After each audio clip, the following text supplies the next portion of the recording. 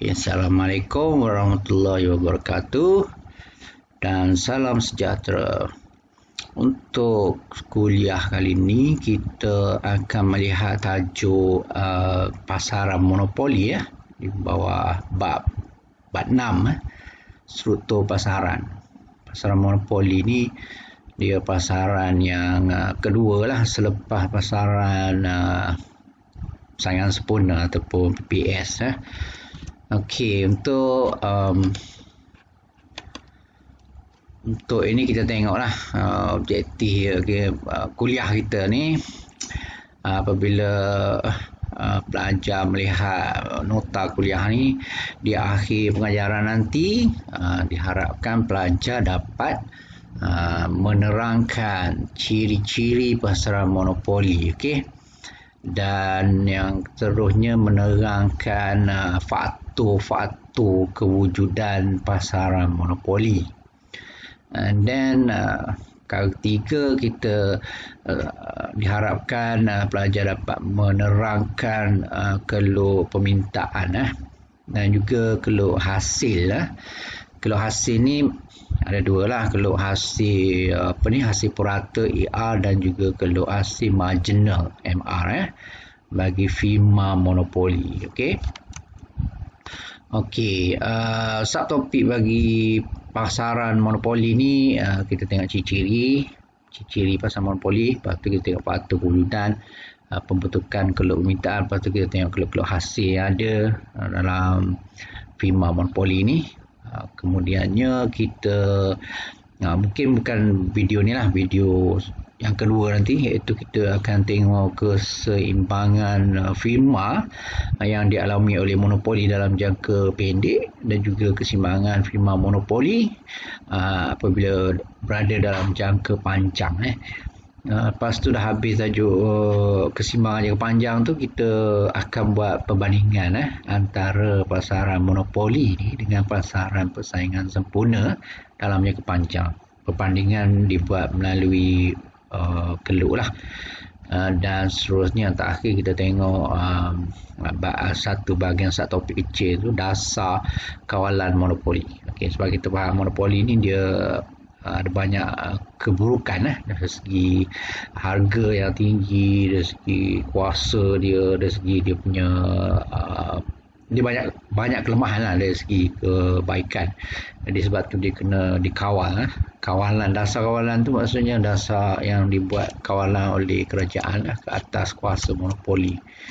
Dari segi definisi pasaran monopoli ni dia merupakan sebuah pasaran yang terdiri daripada satu firma saja, firma tunggal namanya. Kita sebut firma tunggal tu maknanya satu firma lah, di mana dia mengeluarkan barangan yang tiada pengganti. Okey, kenapa dia tiada pengganti? Sebab dah dia satu-satunya firma yang ada dalam kawasan tu kan, di satu lokasi tu, maknanya orang ramai ataupun pengguna tak ada pilihan sebab tiada pengganti. Jadi tiada pilihan untuk mendapatkan produk selain daripada produk yang ditawarkan oleh firma yang ada, yang satu-satunya ada di situ, gitu. Dan ciri yang seterusnya dalam definisi ini kita boleh kata juga dia wujud halangan lah bagi firma-firma lain, firma yang di luar daripada pasaran tu untuk masuk ke dalam pasaran monopoli ni lah. Jadi ada halangan yang sangat ketat untuk memasuki pasaran ni. Jadi dalam monopoli ni firma sama dengan industri lah, sebab firma ada satu. Sebab makna keluk permintaan firma sama dengan bentuknya keluk keluk permintaan industri ataupun keluk permintaan pasaran lah. Dia berbeza dengan PPS. PPS ni dia kalau kita tengok keluk permintaan PPS, dia penerima harga kan, jadi dia mendata. Tapi bila kita tengok keluk permintaan pasaran PPS, dia bukan mendata, dia mencerung ke bawah dari kiri ke kanan. Okey, ciri yang pertama yang kita sebut, yang kita tahu tadi, firma tunggal lah. Firma ni dia satu-satunya lah pengeluar yang tunggal. Jadi oleh itu hanya sebuah firma dalam industri. Jadi keluk permintaan firma juga dikatakan ataupun merupakan keluk permintaan pasaran, keluk permintaan industri lah. Kan, okey, kalau kita nak bagi contoh firma yang dikatakan monopoli ni, firma yang satu-satunya menguasai pasaran, yang tulisnya Indah Water, ataupun kalau kat Malaysia, kalau elektrik tu Indah Water tu air kan, kalau kat elektrik tu TMB lah, kan, dia satu-satunya, mana ada lagi di Semenanjung ni. Jadi gitulah. Lepas tu kalau apa lagi agak-agak siaran berbayar, Astro, gitulah contohnya kan, satu-satunya firma yang menguasai sesuatu industri lah. Okey, yang kedua dari segi sifat barang yang dikeluarkan, dia memang tiada pengganti ya. Okey, barang yang dihasilkan oleh firma monopoli ni dia tiada pengganti ya, tiada pengganti yang hampir tak ada langsung pengganti. Jadi tiada pengganti hampir lah sifatnya. So kesannya pengguna tak ada pilihan. Dia terpaksa juga membeli output ataupun keluaran yang dijual atau dihasilkan oleh firma monopoli yang ada dalam kawasan tersebut lah. Jadi firma ni dia tidak menghadapi masalah persaingan lah. Kan? Sebab dia satu-satunya yang ada kat situ. Dia saja menguasai pasaran. Semua orang, semua pembeli di kawasan tu hanya membeli produk keluaran yang dijual oleh firma tersebut. Kita imagine tak susah apa monopoli ni kan. Satu kampung tu ada satu kedai runcit, tak ada kedai runcit lain. Jadi kedai runcit tu je lah yang menguasai pasaran di kampung tersebut. Jadi orang dalam kampung tu tak ada pilihan lain dah, nak pergi beli tepung, gula ke apa semua dekat kedai dia saja. Kalau kedai dia jual contohnya beras, kat situ je lah kedai yang pengguna boleh beli kan beras. Kalau dia jual jenama bunga cak rambutan contohnya, beras cak rambutan. Jadi itu saja, elok ke tak elok ke, suka tak suka ke, beras cak rambutan tu saja ada. Jadi kalau nak beli, pengguna tak ada pengganti hampir, tak dapat nak cari beras cak basmati ke apa semua, tak ada lah. Itu maksud dia. Okey, wujud sekatan masuk dalam pasaran ya. Kuasa monopoli ni dapat dikekalkan kerananya dia tiada kebebasan untuk masuk dan keluar dalam industri. Dia bukan macam PPS yang bebas nak masuk nak keluar bila-bila masa, anytime. Siapa saja boleh masuk keluar. Tapi dalam pasaran monopoli dia sangat ketat. Dia tak boleh nak masuk sesuka hati. Dia ada halangan yang besar. Halangan terbesar sekali kuasa monopoli yang ada oleh yang dimiliki oleh firma yang dah ada dalam pasaran tu. Dan firma yang menguasai pasaran akan cuba menghalang firma lain untuk memasuki industri tersebutlah. Okey. Halangan-halangan yang biasanya yang menyebabkan firma baru yang berada di luar nak masuk tak boleh. Pertama dari segi perlindungan undang-undang lah. Perlindungan undang-undang tu menjamin firma yang dah ada dalam pasaran tu memang dia bersifat monopoli. Maksudnya contohnya kalau di Malaysia ni undang-undang telah pun diberikan hak kepada TMB, saya cakap tadi kan, TMB untuk menguasai pengeluaran bekalan tenaga elektrik kepada pengguna di Malaysia. Jadi dia dah dilindungi undang-undang. Firma lain tak boleh nak take over lah. Itu halangan yang dikatakan sukar tu. Yang kedua, keperluan saiz modal yang besar. Industri ni dia memerlukan saiz modal yang besar. Jadi firma yang dah pun berstatus monopoli ni, dia dah modal dia besar. Jadi dia memang dapat nak menceburi bidang ni dia perlukan modal yang besar. Macam Asia contohlah kan. Asia walaupun dia ada saingan emas kan, tapi dia besar lah. Okey, Asia mungkin tak apa sesuai lah. Mungkin saya kata modal macam saya guna TMB tadi lah. TMB pun modal yang besar lah. Dia kena ada jana kuasa, ada logi, ada kabel yang melibatkan kos yang tinggi. Jadi firma yang baru Kalau yang kecil-kecil tu nak melibatkan diri ni memang tak boleh compete lah dengan firma yang dah establish besar tu. Modalnya yang memang dah besar sangat. Sama juga dengan keupayaan teknologi. Kalaulah firma kecil, dia tak boleh nak mencuburi bidang ni, dia tidak memiliki kemampuan untuk membekal, menyediakan teknologi. Jadi firma yang ada tu memang dah sedia ada teknologi, berkeupayaan lah. Okay. Yang seterusnya, faktor yang menghalang kemasukan industri ke dalam industri monopoli ini ialah penggabungan firma. Jadi kalau firma kecil bergabung, dia akan menjadi besar dari segi modal, dari segi keperluan, dari segi dia punya power. Jadi dia semakin establish kan. Itu masuk penggabungan lah. Okay.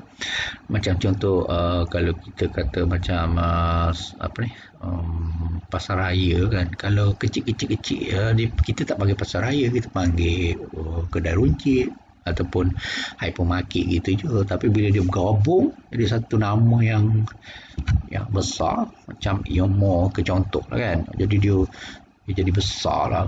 Dia jadi satu unity yang besar, yang boleh menguasai pasaran tu secara menyeluruh.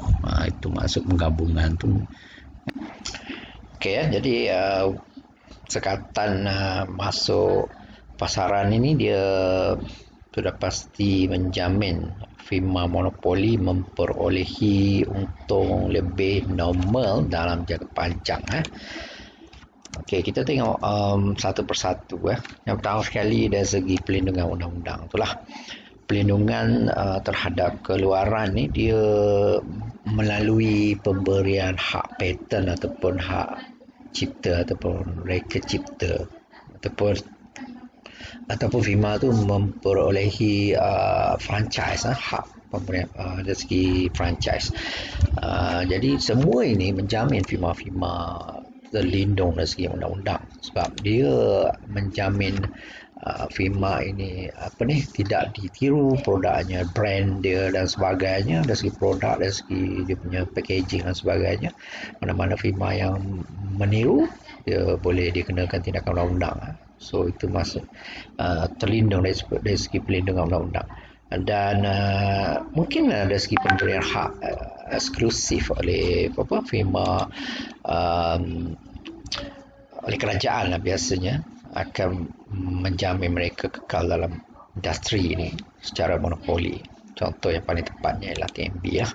Okey, itu faktor kewujudan monopoli. Yang pertama dari segi pelindungan undang-undang. Yang kedua dari segi keperluan saiz modal yang besar. Ke setengah barang atau produk yang ditawarkan oleh monopoli ni, dia memerlukan saiz modal yang sangat besar. Jadi untuk memiliki saiz yang besar ni diperlukan kerana dia nak memiliki teknologi dan peralatan yang serba canggih kan, untuk operasi dan menghasilkan output. Jadi itu semua menghalang lah, secara tidak langsungnya menghalang firma-firma baru yang kecil untuk melibatkan diri dalam sektor industri ini lah. Sebab tu firma yang dah besar, yang dah memiliki teknologi, kecanggihan, so dia sudah pasti akan bertahan dan menjadi kuasa monopoli.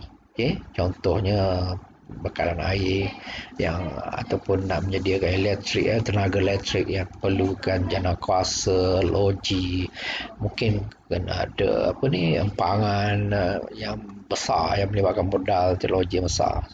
Semuanya memerlukan modal. Okey. Dan satu lagi, skil pengeluaran secara besar-besaran juga. Jangan firma-firma lain yang kecil tak mampu bersaing untuk menghasilkan produk yang sebegitu hebat modalnya berbanding dengan firma yang dah pun established lah. Dan seterusnya kita tengok sama juga dengan faktor penghalang firma baru untuk masuk dalam pasaran ni lah keupayaan teknologi itu sendiri lah. Kita bagi contoh teknologi ni yang serba canggih, yang serba moden, serba ni lah. Pertama, contoh yang paling tepat kita ambil pembuatan kapal terbang. Ada dua syarikat besar yang memang bersifat monopoli lah di dunia ni, iaitu syarikat Boeing dan satu lagi syarikat Airbus. Okay, syarikat Boeing ni syarikat tak silap saya US lah. Airbus ni Jerman kalau tak silap saya lah. Kalau salah tu minta maaf lah. Tapi dua syarikat ni lah yang menjuarai dalam penghasilan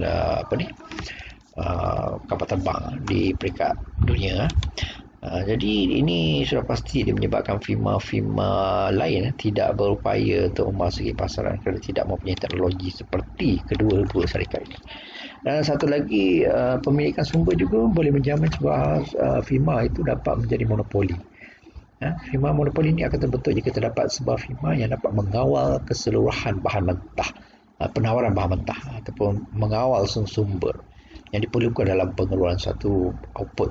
Contohnya industri belian, syarikat De Beer. Syarikat De Beer ni dapat dia menguasai lombong batu permata di Afrika, di benua Afrika. Jadi dia menguasai, bila dah menguasai lombong tu, dia menguasai sumber penawaran batu permata dan belian ni lah. Begitu juga ada Aluminium Company of America yang menguasai pelombongan sumber aluminium. Bukan saja di Amerika, sebenarnya namanya di Amerika, tapi sebenarnya hampir keseluruhan tempat di dunia yang pelombongan yang berasaskan aluminium diusahakan oleh syarikat ni lah. Jadi firma-firma lain ni dia sudah pastilah tidak dapat menceburkan diri dalam industri ini kerana faktor-faktor tidak mempunyai faktor pengeluaran bahan mentah sumber yang untuk menghasilkan produk tersebut lah. Dia tidak berkemampuan menguasainya lah. Yang seterusnya ialah penggabungan firma. Penggabungan firma ni mungkin berlaku melalui pembelian saham, kan, penguasaan melalui pembelian saham yang besar yang mempengaruhi keputusan lembaga pengarah syarikat, sesebuah syarikat. Jadi dia dapat menguasai. Bila menguasai, so dia berlaku pembesaran saiz yang lebih besar lagi hingga menjadi monopoli. Kalau tidak melalui penggabungan, melalui pembelian, dia juga membuat pakatan ataupun persefahaman antara dua syarikat besar, ataupun kita panggil MOU, kan, menandatangani perjanjian antara dua. Jadi dengan itu dia akan menjadi satu sifat industri yang monopoli lah. Penggabungan banyaklah berlaku antara macam bank, kan, bank-bank kecil bergabung menjadi bank besar. Sebelum ni mereka saling bersaing antara satu sama lain untuk mendapat pelanggan dari segi pendeposit sebagainya, tapi sekarang dah jadi satu organisasi atau firma yang berkuasa monopoli. Jadi bila ini berlaku, maka tidak wujud lagi lah firma-firma lain yang menjadi pesaing. Syarat monopoli akan terbentuk secara menjadi lah. Kita tengok subtopik 6.3.3, keluk permintaan firma. Keluk permintaan firma monopoli. Sebab firma monopoli itu sendiri dia bersifat dia pengeluar tunggal, kan. Satu je firma yang ada dalam pasaran.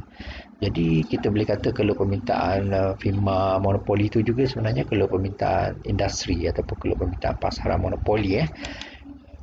Sesuatu firma monopoli dia boleh mengubah tingkah harga dan juga output tanpa kehilangan ke semua pengguna, sebab dia mempunyai kuasa. Bila saya kata dia mempunyai kuasa monopoli, mempengaruhi harga, maknanya dia mempunyai kuasa monopoli lah. Jadi dia boleh ubah harga, dia boleh menentukan harga, nak tinggikan harga pun boleh, nak kurangkan harga pun boleh. Sama juga dia boleh mempengaruhi output. Dia boleh mempengaruhi output.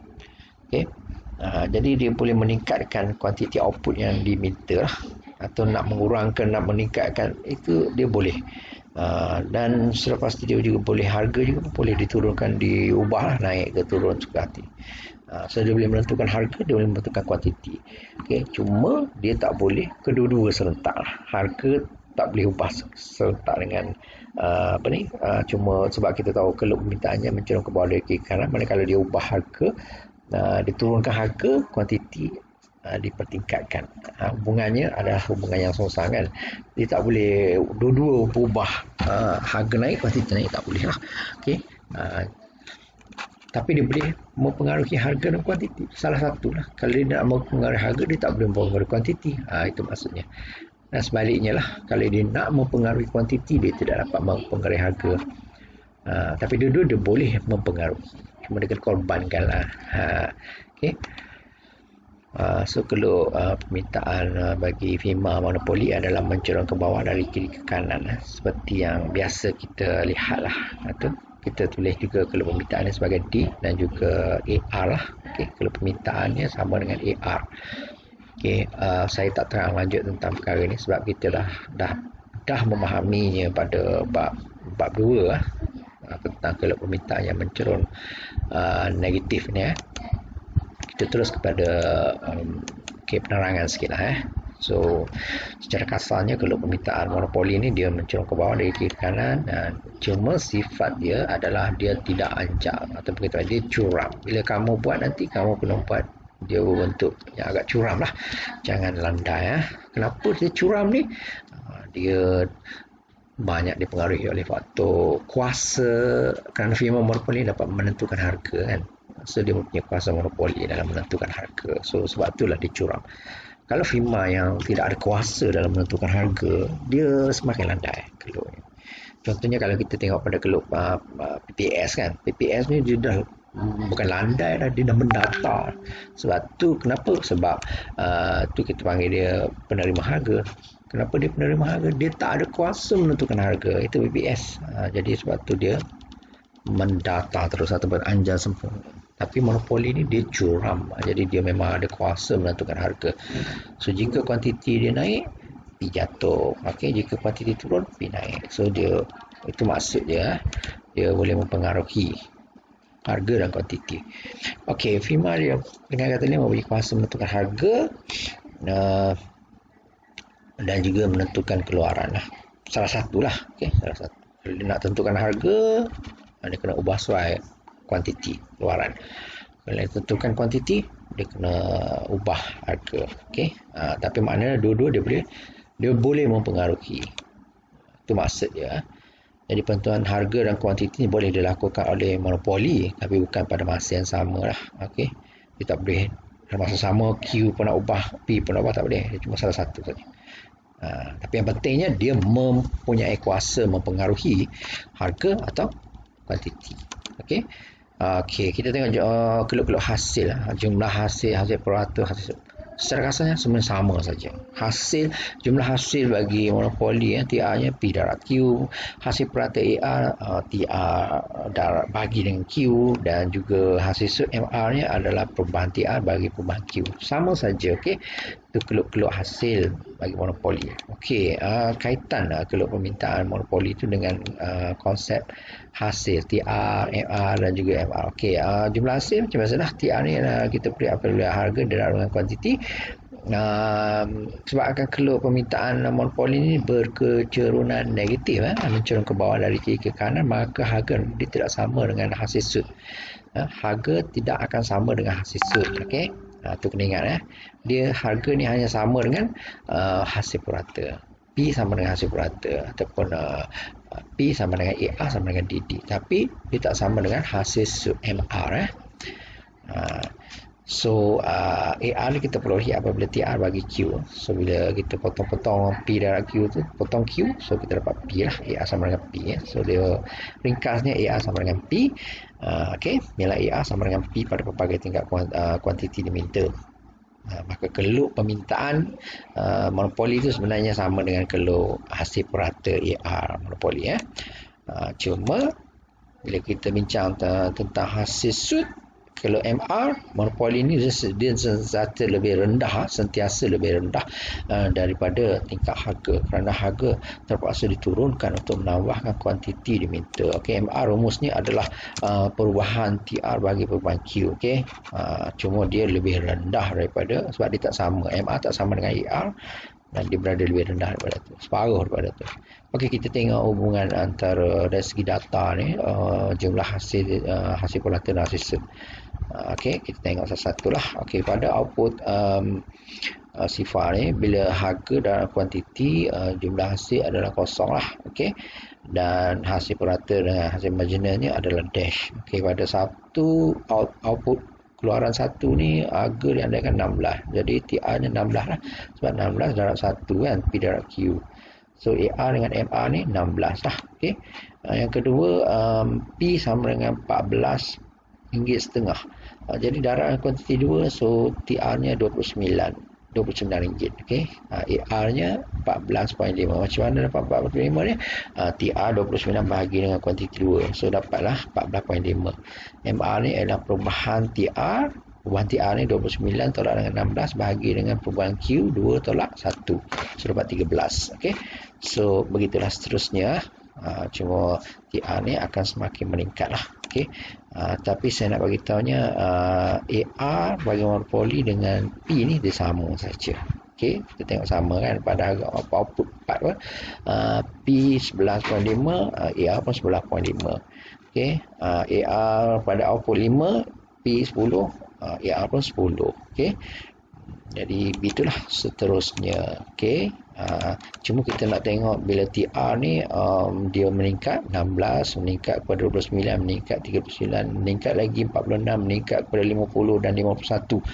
Pada output 6 dia maksimum pada jumlah hasilnya adalah pada RM51 dan kemudiannya dia turun kepada 7 semula kan.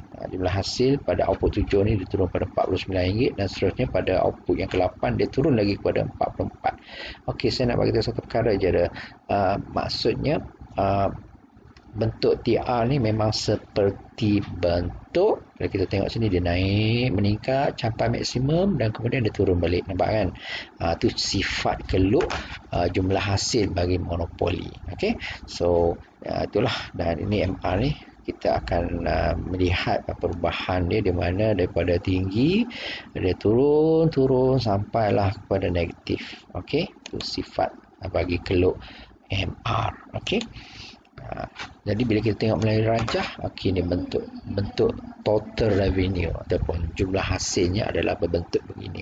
Dan kalau anda perhatikan dia berbentuk meningkat capai maksimum dan turun, memang jelas bentuknya sama sebiji, sama seperti yang pernah anda lihat semasa dalam bab 3 dulu, iaitu apabila anda membuat hubungan, menjawab hubungan keanjalan tu yang kita kalau permintaan bergaris lurus tu ada anjal 1 kurang anjal tu, dekat bawah tu kita ada keluk kedua iaitu hubungan dengan keanjalan dengan jumlah hasil. Inilah jumlah hasil dia berbentuk macam ni. Okey, ataupun sebenarnya dia sama dengan keluk kalau bab 4 keluk bentuk keluk total utility. Dia naik, dia macam naik gini kan. Lepas tu dia sampai maksimum dia turun. Okey, dia sama je bentuk macam total utility dulu yang pernah kita belajar dalam bab 4. Okey, tapi kita tengok sinilah bentuk keluk TR ni. Yang berbentuk begini hubungannya dengan keluk AR. Nah, kita faham keluk AR dia, cuma dekat sini kena buat curam sikit ciri-ciri ataupun sifat keluk AR monopoli ataupun keluk permintaan monopoli ini adalah curam. Kerana apa? Kerana dia mempunyai, bila keluk tu curam, dia mempunyai kuasa monopoli ataupun kuasa menentukan harga yang kuat. Okey, dan keluk MR ni adalah tidak sama dengan keluk AR, di mana keluk MR ni berwarna merah ni dia separuh daripada keluk AR monopoli. So jarak ini sama dengan jarak ni lah, cuma rajah ini kurang tepat sikit, sepatutnya dia lebih curam. Itu saja. Bila anda buat nanti pastikan keluk AR dengan MR ni curam sedikit. Tapi dia memang MR memotong pada titik tengah ni masa TR maksimum ni lah. Okey, kita tengok hubungan antara jumlah hasil ni dengan MR dulu. Okey, jangan tengok pada AR lah, kita tengok TR dengan MR. So yang pertama sekali apabila TR naik, nampak ni jumlah hasil naik, MR positif, bernilai positif.